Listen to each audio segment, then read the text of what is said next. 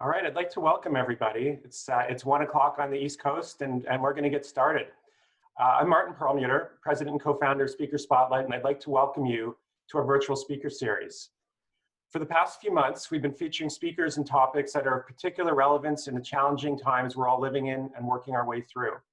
We've covered everything from resiliency, health, and leadership to personal finance, equality, and justice. For today's event, we thought we'd change things up a bit. For many of us, the start of summer also means the start of barbecue season. And with most of us stuck at home, upping our grilling game has never been more important. So for today's event, we've invited celebrity chef, best-selling author, entrepreneur, and TV host, Matt Basile, to share some of his culinary expertise, tell some stories, and answer your questions. Matt believes that food should be fun, and that in the food business, you have to do things differently to be memorable. He's the creator behind the popular Toronto-based street food brand, Fidel Gastro's, which has grown into a food empire that's received national and international attention. Under the Fidel Gastro's brand, Matt operates one of Canada's most recognizable food trucks, and for 6 phenomenal years, ran the gastro pub Lisa Marie. Matt also hosted the reality television show Rebel Without a Kitchen, and has recently written 2 best-selling cookbooks, Street Food Diaries, and most recently, Brunch Life.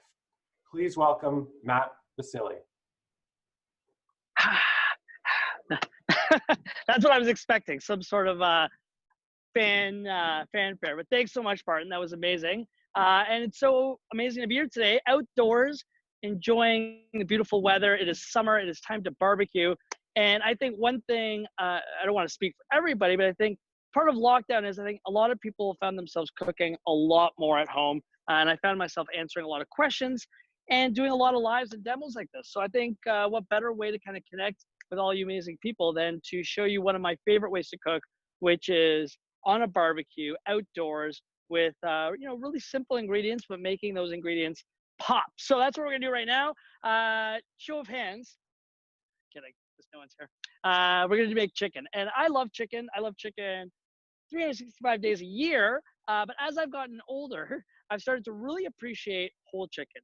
You know, it's meant to be enjoyed skin on, bone in, dark meat, white meat, all the fat, all the flavor. It really cooks, especially on a barbecue. It's meant to be cooked like that. And so I'm going to show you, one of the most, I'd say, time effective methods of cooking a whole chicken on the barbecue, or what I'm using here is my Weber smoke fire. It's kind of a hybrid smoker and barbecue. So without further ado, let's get into the chicken, shall we? So right here in front of me, I have a whole chicken. Like I said, it is skin on, bone in, the complete chicken. And we're gonna do something that's referred to as spatchcock or flattened chicken. And what's great about it is it does 2 things on the barbecue. It allows you to cook your chicken a little bit faster. It probably shaves about 20 to 25 minutes off your cook time because there's no cavity. So by cavity, I mean inside. It's completely flattened. Secondly, I find the breast meat and the thigh meat, the leg meat, it all cooks relatively at the same time, which is usually a problem when you're doing whole chicken. You have your drumstick, which cooked 20 minutes before your breast meat, and now your chicken's dry as a result of it. So I'm a big fan of this. You can do it in the oven. You can do it on the barbecue or on the smoker. And it's so easy. People get really intimidated by it because they have to cut the chicken.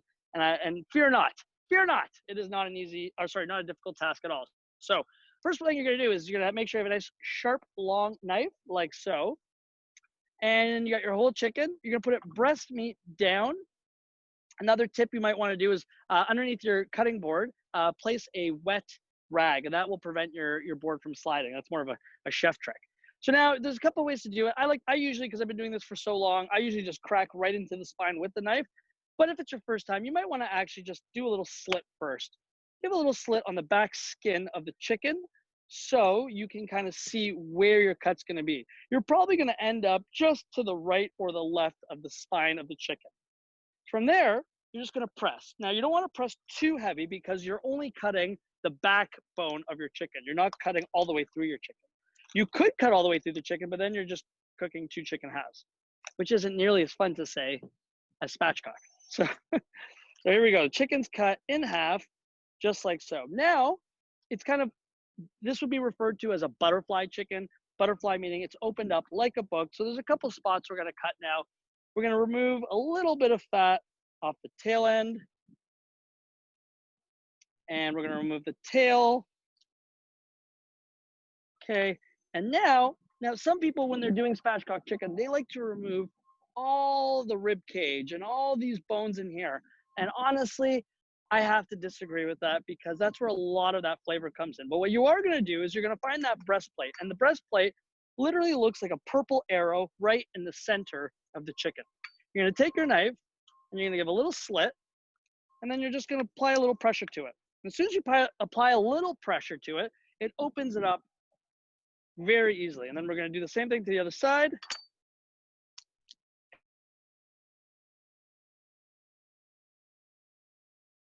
Breastplate, and that's gonna come right out of the chicken.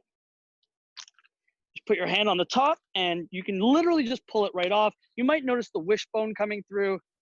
Remove a few of those things if they're in your way. But literally, that's what we got. That's our spatchcock chicken. It's flattened, it's gonna cook more evenly. Like I said, I like to leave some of the rib cage bone in there because I really find that's where a lot of that flavor comes from. And that's literally all you need to get your chicken ready for marinating, which is what we're gonna do now. I'm just gonna take these beautiful blue gloves off. Another thing I love to tell people do when they're getting set for a recipe, either outdoors or indoors, is, think about what we do in restaurants. We have all of our tools and our mise en place, or otherwise referred to as ingredients, whether they're dry goods or fresh ingredients. We have them all at our disposal before we start cooking. The last thing you want to do is, while you're getting something like your barbecue ready, you got your chicken ready, you're like, oh, I forgot my salt. Oh, I forgot my oil. Get it all out first. Categorize it. So I have all my fresh ingredients. I have all my dry ingredients. My barbecue's already preheated to 375. So now you know that when you get to this point, you can just start cooking. So now we're gonna just make a very simple dry rub that we're gonna actually blend some canola oil into. So I have some Mexican chili powder. So not too much of that, looking at about a teaspoon of Mexican chili powder. And we have, I love mustard powder on my chicken. So we're gonna do about 1 to 2 teaspoons of the mustard powder. Gives it some great flavor. And then some ginger powder. Give it a good shake. We got about another teaspoon of that. And then everybody's favorite, kosher salt. So kosher salt there, another teaspoon of kosher salt. Now be careful, I always tell people to be careful when they're salting their food, mainly because if you think about this recipe, there are 3 components of this dish. We got the chicken, we have our grilled pineapple salsa, and we have our chimichurri sauce. Each one of those is gonna get salted. So if you oversalt one over the other, you put them all together and that's all you're gonna taste. So we're gonna lightly salt each of the 3 components. And then when it's together, we're gonna give it a light salting again. Little canola oil. Now there's a couple reasons why I use canola oil. One, there's the smoke point is far lower than olive oil. So when you put it on the barbecue, you're less likely to burn the skin. But another thing too is, let's say you wanted to make this marinade and not use it right away, it won't congeal in your fridge. Plus olive oil has its own unique and distinct flavor. So if you're looking for that neutral flavor, I'm a big believer in canola oil. Got a little nonstick here.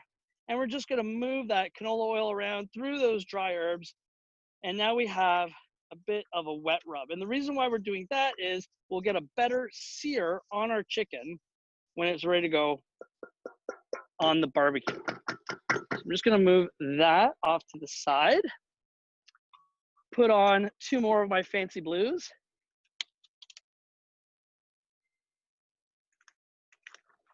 Okay, and now the chicken's gonna go in.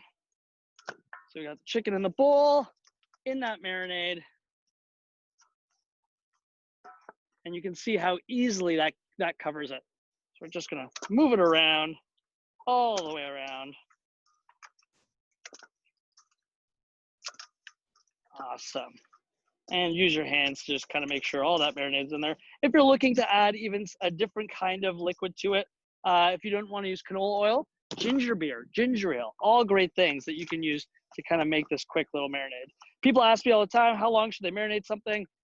Half an hour in the fridge, something like whole chicken, you don't need to marinate for that long because there's so much flavor in that skin. Like I was saying, chicken skin is one of my favorite things in the world to eat. Okay, so now, like I said, barbecue has been preheated. Our chicken is ready for the grill. Just gonna get rid of this cutting board. And now we're gonna just throw the chicken on the barbecue. Got it open. Make sure you have nice long tongs so you don't burn your fingers. We got it preheated at 375. We're gonna start with the skin side up. I have a little bit of that marinade still left over. I'm just gonna kind of pour it over the chicken. It's fully covered. Gonna close that lid and we're good. Now, one thing I have to strongly suggest when it comes to barbecuing, specifically things that are larger, that take a little bit more time, like this spatchcock chicken, resist the urge to frequently open the lid. There really are only gonna be a few times that we open it. Other than that, we need to trust that we've set it to the right temperature, that the chicken is doing its right thing, that we've not put it directly over flame so that it's burning while we're not watching. All the most important things while barbecuing. So now that the chicken is on, oh, Martin. Hey, Matt, how are you? Long time no see, good friend. Good to see you. I'm frantically taking notes, but I want to mention that nobody needs to take notes because we are going to send everybody the recipe, the ingredients and everything by email. So and a finished photo. Yes. So there's some context. Yeah. So this is great. I'm barbecuing a lot these days, and I'm learning a lot already. So I just want to mention everyone that I think, as everyone knows, Matt's going to be taking questions throughout this hour. So if anybody has any questions about this particular recipe, barbecuing or cooking tips in general, about Matt's career, about the restaurant business, about entrepreneurship, anything that anyone wants to ask, just submit it into the Q&A and into the Q&A box, and we will try to get to as many questions as possible. Just to start off, I've got a question for you though, Matt. I know that you started your career in advertising, I think as a copywriter. That's correct. And when you were 26, I think you quit your job to host your first underground pop-up in Toronto? Yeah, I would have been about 26, 27, somewhere in there. Okay. So I'm just curious, like, tell us about why you decided to go into the food business and how you made that leap from advertising to food, to being a chef. Totally.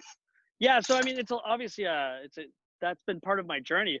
Before we even get there, I just want to let you know, I'm making chimichurri sauce. So I have some cilantro and some fresh Italian parsley, just so we're on the same page. And I'm going to give it a nice fine chop while we're talking. So, yeah, so I worked in advertising. I absolutely loved it. I went to McMaster University. I went to Humber College after that.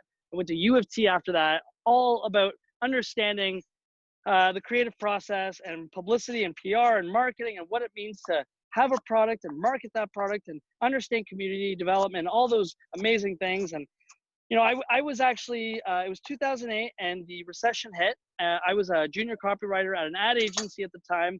And I lost my job because first one in, first one out kind of situation. And I wasn't too worried. I ended up getting a job working at McEwen's at the shops at Don Mills here in Toronto in their butcher department, because like I've grown up working in butcher shops. I was fairly familiar with it. I don't like not working. So it was just kind of a, you know, an in-between job until I found my next kind of chapter or my next story. And there I actually met Mark McEwen. We became very good friends. And it was the first time I'd ever seen the food industry kind of or a member of the food industry as a brand. And I immediately was able to kind of take my advertising career and start to connect those dots. And even though I wasn't sure where my future kind of, you know, was headed, at the time I knew that I wasn't meant to be at the butcher shop for very long. So I was presented a job working in a marketing department at a company and their client side as a writer, as a copywriter. And it was a good job. Like there was nothing wrong with it. It just I wasn't connected with it on a passionate or an energy level. So I stuck it out for about a year and a half. But while I was there, I started developing an idea for my own food brand or food business. And that's where I came up with the idea of Fidel Gastro's. I went to Italy with my mom. While I was there, I was like, you know what? I think I am ready. I have everything I need emotionally and around me, my support system. I had my business plan ready to go. I'm ready to kind of quit my job and start this thing. But before I did that, I went to the bank, as most people do, to look for a loan, because Fidel Gastro's, the original concept, was supposed to be a sandwich shop. So when I had my 42-page business plan ready to go, all my numbers, financials, went into the bank, pitched them my idea. I was so excited. And I think I hold the world record for world's fastest rejection. They were like, you have no assets, no experience. You're 26 or 25 at the time. That's a hard no. So that was obviously super crushing, but it ended up being the best thing to ever happen to me. And whenever I see that bank manager, because I still see him, I thank him for rejecting it. Because a few weeks later, I was at a party in the beaches. I thought, this idea was kind of dead. It was one of those things where, just like as a junior copywriter, it was a great idea that would never live to see the light of day. So I was kind of used to that sort of rejection. And then I'm at this party. People are there. There's a bar. There's DJs. And someone was like, hey, Matt, we were going to order pizza, but why don't we just give you the money? And if you want, feel free to cook for us, because I love doing that kind of thing. And when I was there at that party, it was an open concept kitchen. I realized that cooking for people became an extension of the energy of that party. And then that's when I kind of came up with that's actually what the company is. It's a food experience that I'm going to kind of take with me everywhere I go. And now, 8 years later, almost 9 years later now, we've been in the food truck game. We've done festivals. We've done private events. We've done, very curated small dinners to big galas of 500-600 people. Whenever I do something, I try and do it with that same kind of mentality in mind. And oftentimes I'll say like, oh, that's a really good opportunity, but it just doesn't feel like a Fidel Gastro idea or something that would align with what we're all about when it comes to the food business. Amazing. By the way, it's hot out, as you can see. Matt is working hard. He's in the sun. We had a contingency plan in case it rained today. Luckily, we didn't have to. It's like the exact opposite of that. Do I look hot? I'm so sorry. But no, I just feel bad. I feel like I should be offering to help or something. Why? This is what I do every day, man. I love to cook outside, and it's summertime. I'd rather do that than be doing this at -40 and freezing my knickers off, right? So. Agreed. So we got a bunch of questions coming in. There are a couple questions specifically around, I think you mentioned not putting chicken directly over the flame. And so can you just explain how that works on a barbecue? Yeah, so indirect heat or using your multi-levels is super important when you're making specifically whole chicken, because so often, and I'm going to show you a couple tools that I use while I'm barbecuing, we tend to overcook the exterior, undercook the interior, and then we get worried. So we start cutting into the chicken, cutting into our steak, and then all of a sudden we start to release great flavor that's inside the chicken. So by doing on indirect heat, meaning there's no direct heat underneath the chicken, which this one, I'm going to ruin my rule here, but I'm just opening up so I can show you guys. There's like direct heat on this side and on this side. So I've put the chicken right in the middle. So it's going to roast, it's going to cook without burning the outside of the chicken.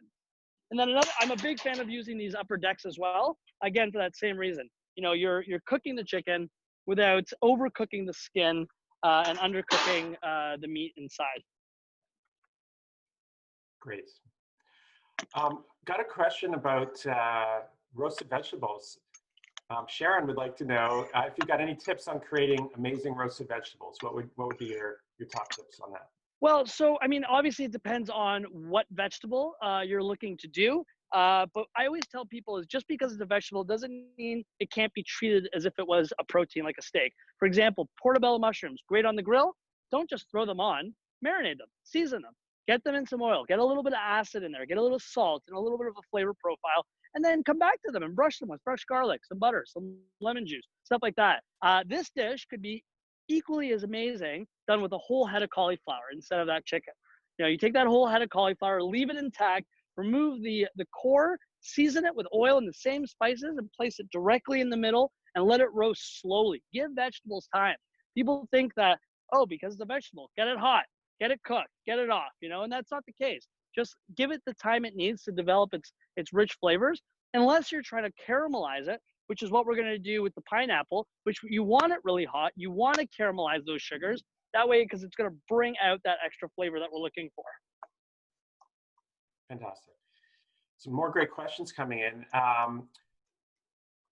Could we get your thoughts on fresh herbs versus dry, specifically in the summer? Well, great question. I mean, I have right behind this camera my garden that I have right here. And in that garden, I have fresh dill, fresh cilantro, basil, rosemary, thyme, oregano. I think it's great. The one thing we don't really have access to here is 365 days of this opportunity. So I think just keep in mind that if you are going to use, you can plant a lot, or you can go to a garden that has a lot and then dry them yourselves. Obviously, the intensity and the flavor isn't going to be as prominent as fresh ingredients, but you can also do different things with dry ingredients that you can't do with fresh, and vice versa. So for example, the chimichurri we're making, you could not really make that with dry ingredients. It just doesn't work. It'll just taste different. It'll feel granular. Whereas fresh ingredients, lime juice, apple cider vinegar, it's what really makes this sauce shine. Fantastic. Another thing too that people don't realize is dry herbs in like jars, they do expire. So like a lot of times we tend to buy 40 at one time, especially I've seen this at friends' cottages. I'm like, when was this purchased? And like you turn it upside down and all the seasoning is stuck to the top of the jar. You haven't been. You know what I'm talking about. What? I feel like you've been in our house. Our daughter's favorite thing is finding the most expired thing she can find in the house. Like she found something from 2008 the other day, I think. So. Oh, amazing. Always check that bottom right corner of the freezer. Exactly. Here's a question. This is actually something I was curious about. Allison has a question. How did you decide on the business name Fidel Gastro? Oh man, honestly, I just thought it was super clever one day. I was sitting down with somebody and we were talking about Cuban sandwiches. And I was like, as a copywriter, I wrote down Fidel Castro, and then I turned the C into a G. And that was kind of the start of it. And since then, we've kind of riffed off that in a lot of different ways. Like our restaurant, Lisa Marie, was a, has nothing to do with the Fidel Gastro name, but it was named after Elvis's daughter, obviously Lisa Marie Presley. But that came from our food truck, because even though it was the Fidel Gastro food truck, similar to how people name boats, we named the truck Priscilla after Elvis's wife. So we were like, Priscilla's the wife, and we got Lisa Marie, the restaurant, the daughter, and yeah. So I think they've all kind of just worked simultaneously. But Fidel Gastro has kind of been the brand that we've been working with for almost 10 years now. Now, are you actually an Elvis fanatic as well, or is it just became the? It's so interesting. It's twofold. One, the way I saw it was before Elvis, there was no Elvis. Elvis was Elvis. So when when I entered the food industry, serving food off of tables like this, selling them illegally from my car, I was like, oh, this is kind of fun. It was very rock and roll at the time. The real story, though, I've kind of developed that narrative as we've gone. The real story was I showed up to my first event. My table looked super empty. So I drove over to Honest Ads. I bought an Elvis bust. I put it on the table, and people loved it. And that was it. It was literally like that's the real story in a nutshell. I love it. All right. Just to get back to salsa yeah. verde, chimichurri very quickly. So I have chopped cilantro, chopped Italian parsley, chopped garlic, and then I have 2 limes and a little bit of apple cider vinegar, and we're going to add a little bit of salt. I'm doing this all rough hand chop, but obviously you could use a food processor, an immersion blender. It just kind of creates a different consistency. So just keep that in mind. Great. Okay, got a question from Bethany. What should you look for when shopping for meat?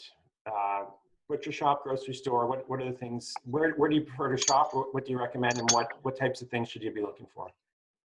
Well, I mean, I'm a big fan of I grew up in butcher shops, so I'm a big fan of being able to talk directly to someone about what I am looking for, especially when it comes to things like ground meat, being able to see it go through that kind of process, or if you're looking for ingredients that maybe aren't necessarily as readily available, like, oh, I'm looking for some oxtail. Like, I love going to butcher shops for that.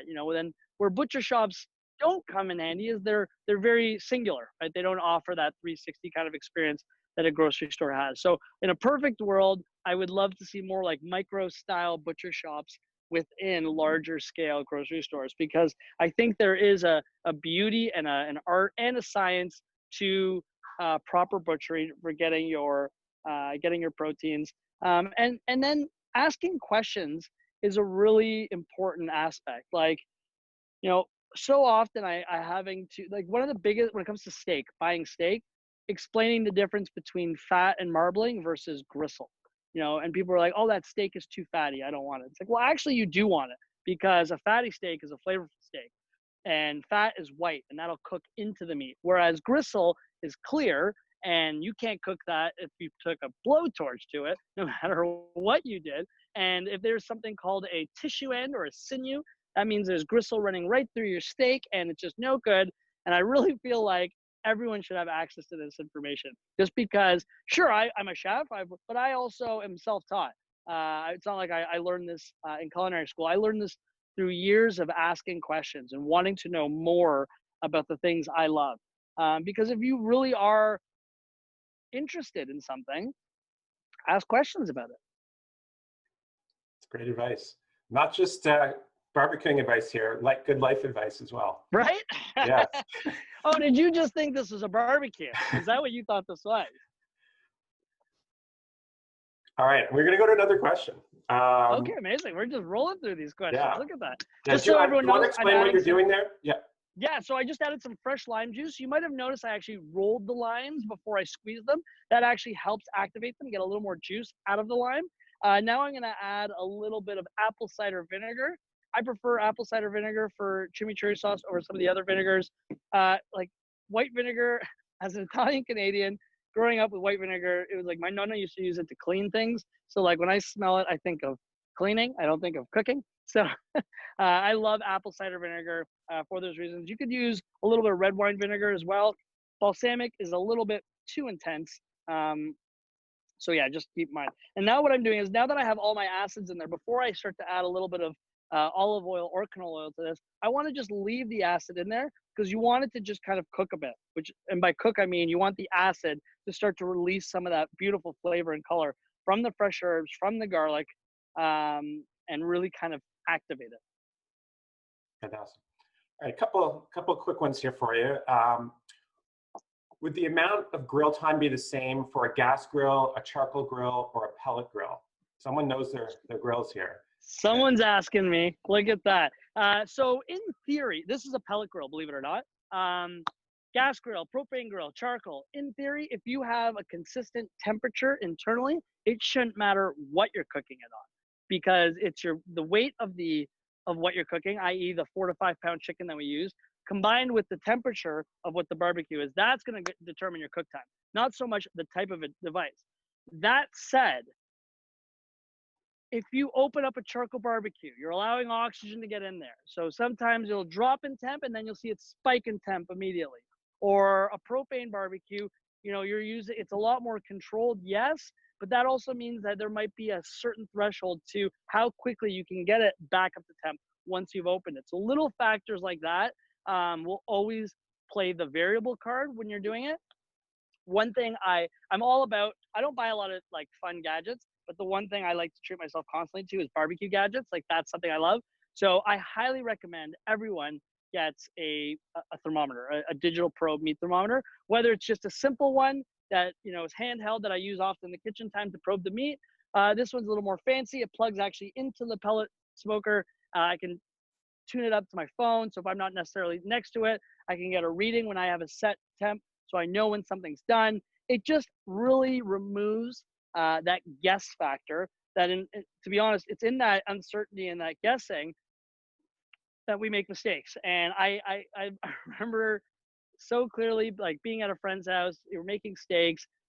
They asked, I said, like, oh, you want a hand? They're like, no, I got it. I'm like, cool. So, but I'm always watching with one eye from wherever I am, and I'm watching them cut into the steak on the barbecue. And I just wanted to lose my mind. But as a guest, you can't do that. So, I just casually walked over. I said, listen, like, let me know if you need a little hand here. There's a couple things you need to look for, because now what you've done is literally exposed all of the flavor into your grill, and then you're going to get a flare up. And to the question earlier about the type of barbecue affecting cook time, big flare ups can actually do that. So that's why I'm such a big believer in the indirect heat method, because now you're kind of removing those flare-ups that could potentially, harm what you're cooking. Just adding a little bit of oil to this now as well. We've had a chance. and give it a good stir. And like I said, this is just going to kind of get drizzled over the top of the chicken. Chimichurri is definitely one of my favorite things to always have. Remember back in like the mid 90s when everyone was like Montreal steak spice, Montreal steak spice. Don't even know what it is, but Montreal. So chimi is the Montreal steak spice of this decade. It's great on fish. It's great on grilled shrimp. Great on salads, vegetables, steak, lamb, chicken. There really isn't something that a good chimichurri sauce made from scratch can't do for you. Got it. Here's a question from Norma. For people who dislike or can't stand cilantro, what would you suggest as a substitute? You know what? Fair question. I was waiting for that one actually because there's an enzyme. 1 in every 4 people, there's something in their mouth that makes cilantro taste like soap. And I get it. And believe it or not, sorry, what was the person's name who asked it? Norma. Norma, believe it or not, Norma, I'm a born again cilantro lover. I grew up hating cilantro. The more I cooked with it, the more I loved it. But to answer your question, you could just use 100% Italian parsley. You could blend it with some green onion or some chives, even some fresh basil also works. But cilantro is a very distinct flavor. So worst case scenario, I would just say use 100% Italian parsley when doing that. Fantastic. Question from Susan. Barbecue or otherwise, what is your favorite thing to cook? Oof. Man, I love a good cheeseburger. I think a good cheeseburger goes a long way. It doesn't take a lot to make it taste great. It's actually the thing I use to determine when I'm hiring people, like, their skill set in the kitchen, because people think it's very easy to make a good cheeseburger, but I've had more bad ones than good ones. So I'm a big fan of that. I have, going back to gadgets, I have like a flat top that I put on my barbecue because I love smash burgers. I think smash burgers are amazing. Or I cook them on cast iron skillets on my barbecue. Or I even went out and got just a flat top barbecue to make smash burgers and quesadillas on specifically. But I'd say a cheeseburger, give me that, fatty chuck ground meat, double patty, American cheese. I'll make some homemade mac sauce, which is so easy to make. It's, chopped onions, chopped pickles, French dressing, and mayo mixed together. Some pickles, gotta have pickles. A little bit of, finally chiffonade lettuce. What else do you need? My mouth is watering, Matt. What else do you need? Can't deny. Someone once told me that you can't underestimate the importance of the bun in a cheeseburger. Was that me that told you that? I don't know, but someone wise told me that. I've always remembered that. Yeah. It's such an overlooked thing. And if you think about it, it's like the vessel. That's like saying, I'm going to build a house. That basement, just get it in there. You know what I mean? It's like, no, that's important, right? It's part of the house. I'm a big fan of nice soft bread. So like a nice potato roll is great. A nice brioche bun, really, really good. Not a fan of hard bread. So I think some people like ciabatta buns for their burgers. Not a fan of that at all. It's just too hard. Yeah. Here's a good one. This is from Allison. Everyone's always looking for the next hot food trend. What do you think is coming next? Any predictions? Well, if I can use what's going on in the world as that prediction, I really feel like it's twofold.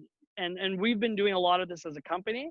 You're going to see people having more curated dining experiences at home versus out in the world. I think people still want that kind of connection to food and connection to ingredients and connection to chefs, but they might just want to have it in a more closed environment. So I've done quite a few things where my food truck is pulled up in people's driveways, and I've kind of done a dining experience for them, or I'll set up a long table in someone's backyard and they have their family over and I'm barbecuing like this. And I think people are going to start really cooking a lot more for themselves, to be totally honest with you. I think we've already kind of seen that with the bread craze of March and all the other things. We were chatting the other day, but you couldn't get, for the first time ever, yeast was a commodity you just could not find. So yeah, and trends are always the byproduct of the environment around it.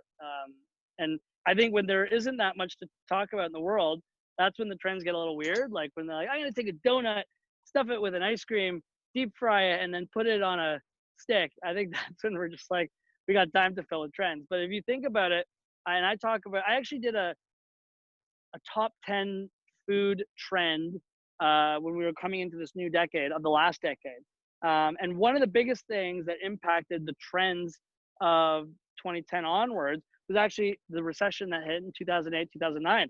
You saw a lot of really high-end, big elaborate venues and restaurants start to shutter a bit, and you were seeing a lot more food focused, cocktail focused, beverage focused, chef owned operated restaurants that were, you know, rustic wood here, corrugated metal there. I literally just described what Lisa Marie looked like. You know, left things after construction. No, don't cover it up with drywall. Just leave it like that. Like a very more simple approach to dining. And then it became a thing. Like a lot of restaurants were just opening like that. And then it was as soon as I saw a couple large like restaurant chains start to take on that visual, we're like, all right, we're due for a new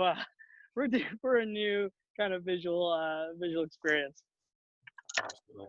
You mentioned Lisa Marie, and I think you closed that down. Is it about a year or so ago, a year or two ago?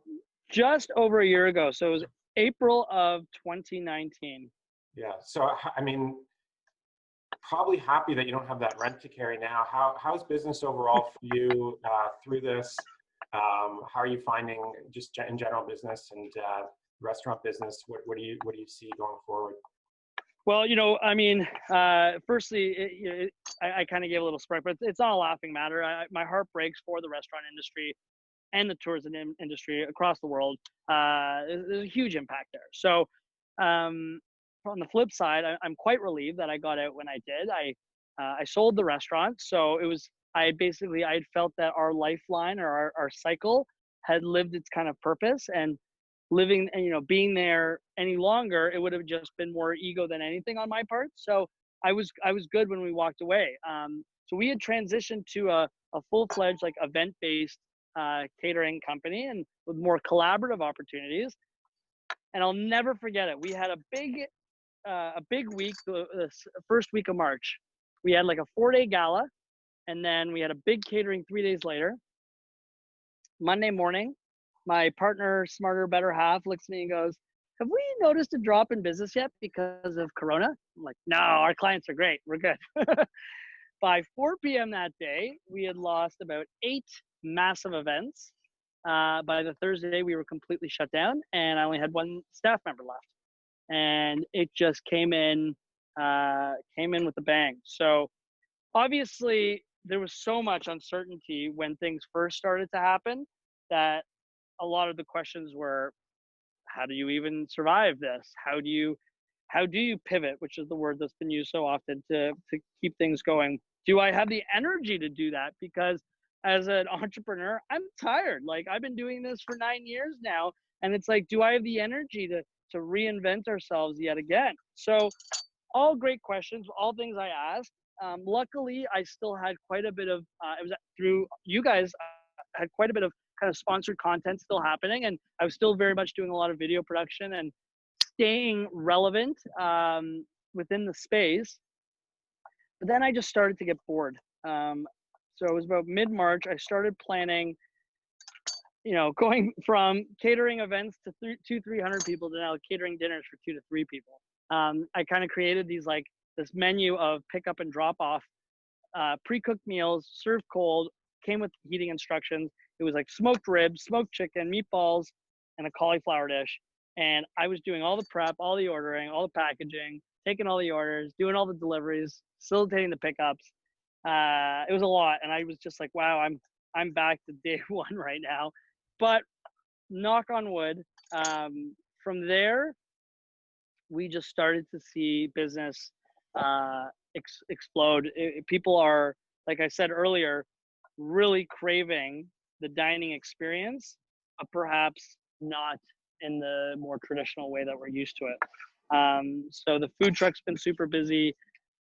Tomorrow, I'm actually launching a new kind of shipping container food outpost at the Stack Market.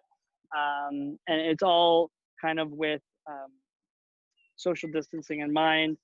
And again, like I said, I've been so lucky that we've been super busy, and I've been kind of able to rebound within like 3 months of all this happening. And be honest, had you asked me 3 months ago where I'd be, I wouldn't have had an answer for you. So I was pleasantly surprised by it. It's great. So let's get a quick update. What are you doing there now?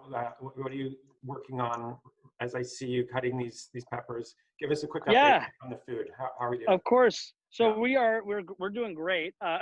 So I'm just getting my salsa ready. So I've got some yellow peppers, some red peppers, some red onion. I try and get all of my ingredients chopped at the same size, because when we do start to season it, first off, my biggest pet peeve is raw onion, huge chunks. Like it's not good. So my onion will usually set the precedent for the size of the rest of my ingredients for the salsa like this. So we got some red onions, like I said. I've got some cherry tomatoes. And then what we're going to do is we're going to take this beautiful pineapple. We're going to shave it. We're going to cut it into some medallions. I'm going to grill that. And while we're doing that, I'm going to check on our chicken, see how our chicken's doing. So notice how I haven't been worried. I haven't been stressed. I haven't been opening up this barbecue, letting all the heat up, because I know I set up my parameters at the beginning. So that way you just got to trust those parameters.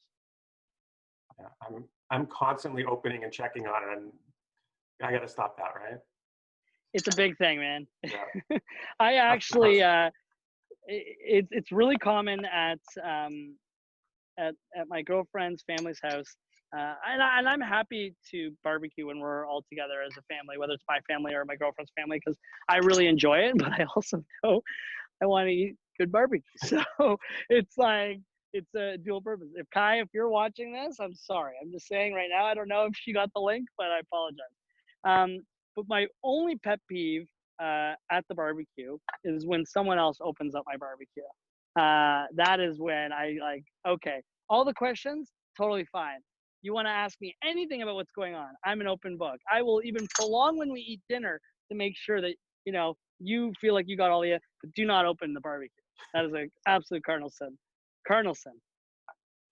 Well, when you say it that way with a knife in your hand, I take it seriously. So right. Yeah. Here's a question. This is a good one, especially for people who live in urban centers. Someone's asking, I live in a high-rise with no barbecues allowed. Any recommendations for inside equipment as a substitute? So I have two responses to that. The first, for the actual equipment that you can use as a substitute, a good cast iron pan. Make sure you have a well-ventilated unit, so that way you're not setting off your smoke alarm. Open up some windows, and get yourself a sous vide machine as well, because that'll help some of the cook time. Get a nice tender, like rack of lamb, for example, and then finish it on a nice sear on your cast iron, or a beautiful kind of really, really thick cut steak. And then learning methods there's something called the reverse sear method, which is you cook it in your oven at a lower temperature, nice big thick cut steak, and then finish it on your cast iron. Cast iron being number one thing. Definitely get a probe thermometer, check out sous vide machines, and honestly, get a vacuum pack machine too, because you can get them for relatively, I have an industrial one, but you can get residential ones for about $120, and they're so important. Secondly, this isn't my house. This is my Nona's house. I keep a barbecue here. I keep 2 barbecues at my parents' house, and I keep a barbecue at my girlfriend's dad's house. So if you really want to barbecue, make friends with someone with a backyard, or ask a relative, hey, can I keep a barbecue at your place? And it's an opportunity to hang out with people you really care about. Great. I know when you told me that you have barbecues spread out all over the city, I just had to laugh. It's just amazing. It's true. I really do. It's not an exaggeration. This is a multi-part question, but there's some interesting things in here. So this is from Susan. Okay. If you watch movies, I think you're a movie. I love movies. All right. Yeah. Do you have a favorite food / chef / cooking theme movie you could recommend? Okay, so lots going on there. I just was asked this question actually not more than 5 days ago, and I got very specific about my response. So first we'll say that my favorite food scene in any movie, and I will challenge it, is the prison scene in Goodfellas, when the guys are all sitting in their private quarters. You got Paulie talking about prosciutto and the wine and the provolone and the cold cuts, and then he's slicing the garlic razor thin with the shaving razor. And then you got, I can't remember the other guy, but he's making the sauce. And then they're giving him grief because he put too many onions in the sauce. And that scene to me They got steaks being cooked on a little skillet. And maybe it's because I've cooked off of so many tables in my life, but I really saw that scene and completely related to it. So I thought that is one of my favorite food scenes in any movie ever, hands down. My favorite kind of overall chef movie is the movie Chef with Jon Favreau. I was actually a kind of a Toronto ambassador for the movie. They sent me to go do this thing, go watch it, and I was bawling my eyes out the whole time because it was like my life. It was even to the point of the Cuban sandwiches. Like my life was on display for people to watch, and people were laughing while stressing out. And I'm like, you know how much work it is to run a food truck? Like, so I was losing my mind. It was, for the most part, there were obviously a lot of cinematic holes. For the most part, it was super accurate, and that's because A, Jon Favreau absolutely loves to cook. B, he spent a lot of time with Roy Choi, who's the godfather of North American food trucks. And Roy Choi was kind of a culinary advisor on the movie. Food looked beautiful. They really did do a great job of paint inspired restaurant experience in the middle, cooking at home. Like it really did capture that 360 approach to when you cook for a living, what are all the different ways you kind of demonstrate it and show it and do it. Fantastic. So Susan likes Burnt with Bradley Cooper, by the way. Okay.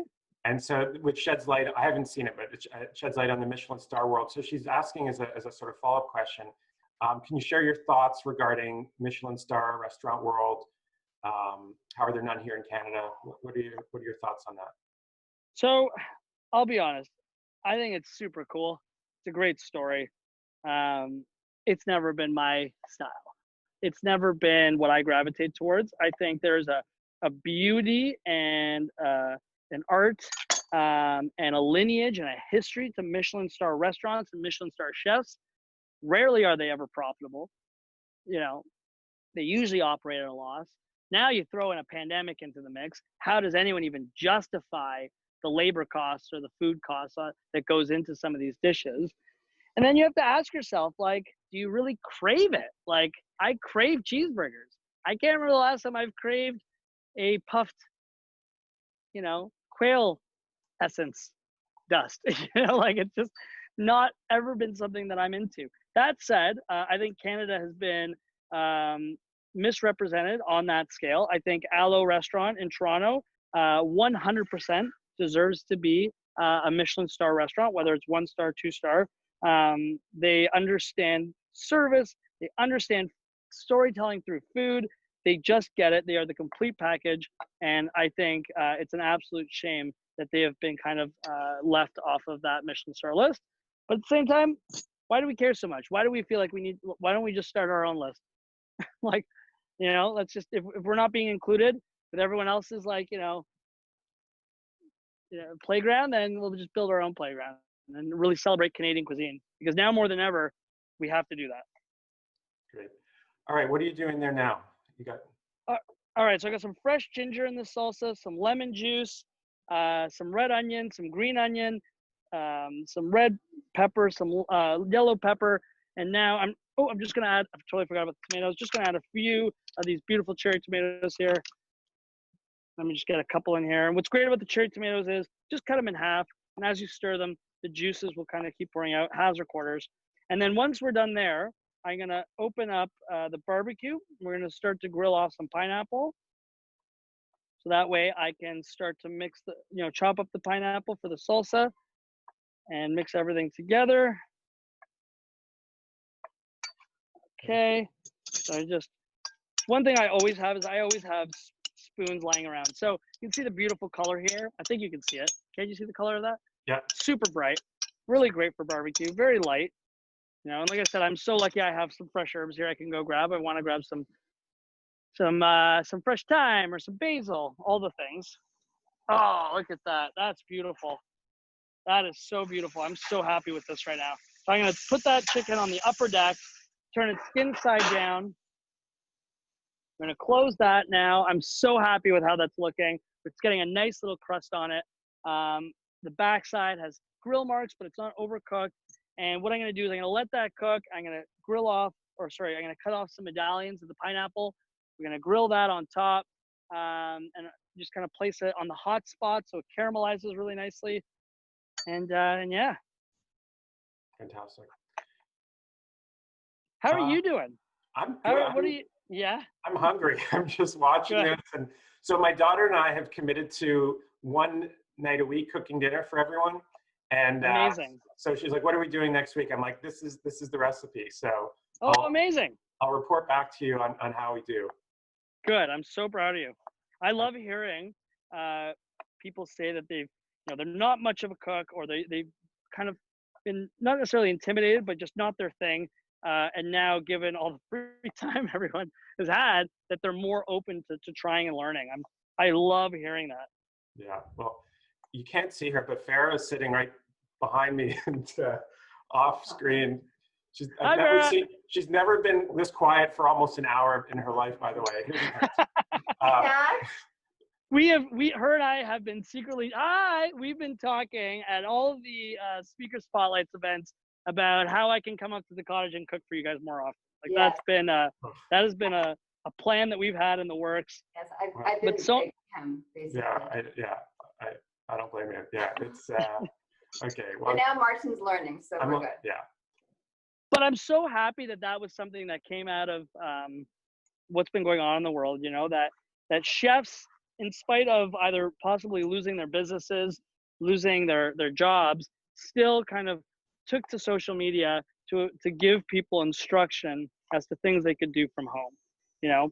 Maybe it's because they were bored, sure, but they're also, members of a hospitality industry, and I think it's hard to unlearn that, being hospitable.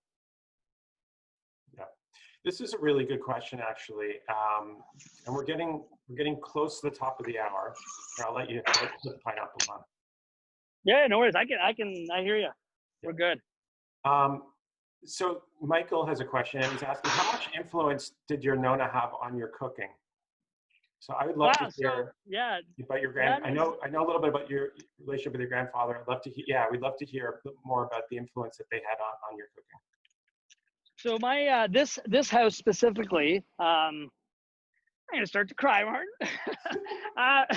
This house specifically is where I learned everything about food, from cooking it to appreciating it to understanding how food is so important as a part of who we are as people.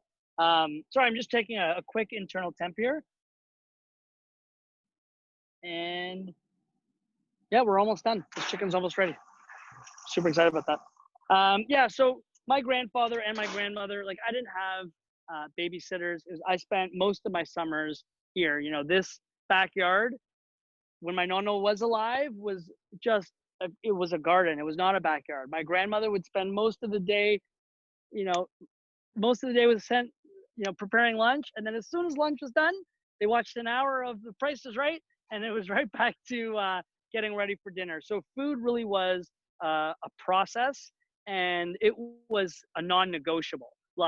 You had to sit at the table, you had to eat everything that was on the table, even if you didn't like it, because you didn't know better than they did. So and I'm so thankful for those moments in my life where food was just front and center, because I really do think that's why I've now chosen not only a career in food, but the virtue / path I took was a direct result of their influence. And I would be lying to you if I said that's not how I really started to appreciate food. And bringing the garden back this year, so that was something that Kai and I really wanted to do. My Nona passed away about 8 years ago. The backyard was kind of underutilized at that point. And then when the pandemic hit, we were like, well, we got some time. And dog parks were closed, so we brought our dog Callie here to run every day. And we could still see kind of the framework of where the garden was. So we started to do the work and start digging the ground out and build, we did a plotted soil garden, which a lot of people aren't doing right now. They're doing a lot of raised bed gardens because, it's a lot less work, to be honest with you. This was, it took 2.5 months just to get all the weeds. Hey, get out of there. All right, birds are eating my tomatoes. Get out. Sorry. This is live, everybody. I know, but you know what, though? I feel like I'm like my grandfather again, because he, right here, literally right behind us, this used to be fresh wine grapes. So as soon as you'd walk in, I was a little kid. Mateo walks through the fence here, and I would like, I can taste the grapes. Like I would take a grape, I would squish the flesh out of the skin. That would be the first thing I ate. Then I would drink the juice that was in the skin, and then I would throw the skin on the ground. And he would freak out because then that would attract all the raccoons and the squirrels at night. So he would always have these insane traps. And I didn't get it until now. I've only had 2 zucchini because all my zucchini I come in the middle of the day to come water, and there's just a zucchini that's eaten in half, and they didn't even take the whole thing, and it makes me so angry. But anyways, I'm not bitter, I promise. Okay, let's get this pineapple off. Oh, lost one. Sorry, everybody, lost one. Oh, lost 2. So there's only gonna be that's okay. Nona's there. We still got 1. I overcut. But for recipe purposes, it's gonna have 3 medallions of pineapple. But for actual purposes, we got 1. They slid right off the grill. Okay, but the chicken is done too. So I'm just gonna chop this up. And we've got some nice pieces here. Just gonna add this to my bowl.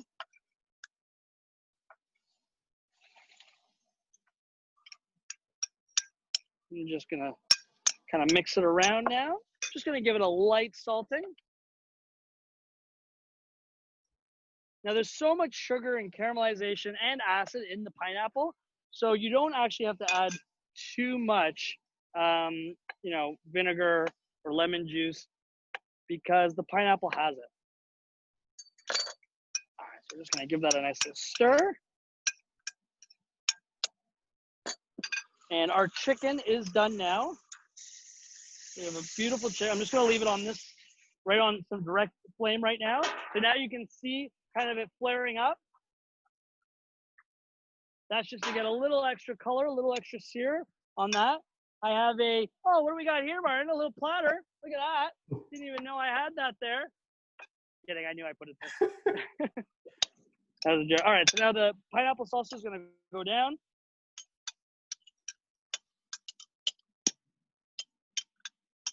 It's so bright and so vibrant.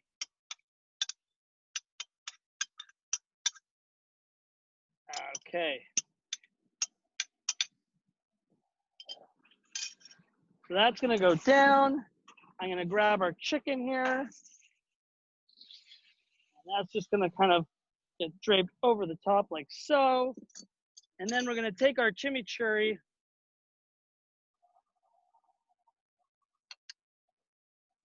And kind of drizzle the chimichurri all over. And what's great is it's very hard to make little amounts of chimi. So I highly recommend make a lot, make a liter, whatever it is, and it keeps forever. So like, don't worry about making too much. Be like, oh, what do I do with all this chimi? Just put it in a container, Tupperware, in the fridge. You're good to go.